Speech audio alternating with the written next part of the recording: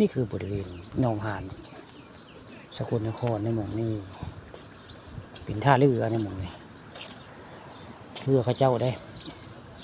ท่าเรือในหมู่นี้พาสิไปเที่ยวดอนสวรรค์ก็มาขึ้นเรือหมู่นี้แหละไปกลับ100ได้แต่ต้องไป5 คนจะได้กลับ100คำไป2 คนก็500ไป3 คนก็500เรือนี่ไป10 คนกับผู้ละ100นี่ก็ไปเที่ยวดอนสวรรค์เนี่ยหนองหานแหละหนองหานสกลนครแหละหมู่นี่ที่ทัดเวิ้งว่างเนี่ยหนองหานแหละตอนบ่ายมื้อนี้ป่าแล้วข้าป่าทุกคำพามาชม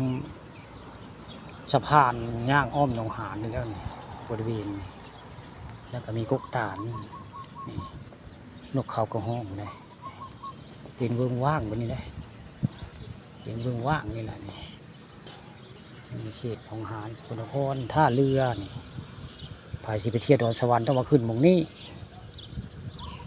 ป่าต้องข้ามไป2 เทื่อได้ไปเที่ยวดอนสวรรค์ไปถ่ายทำให้กับไปภาคเรื่องดอนสวรรค์กับป่านี้ได้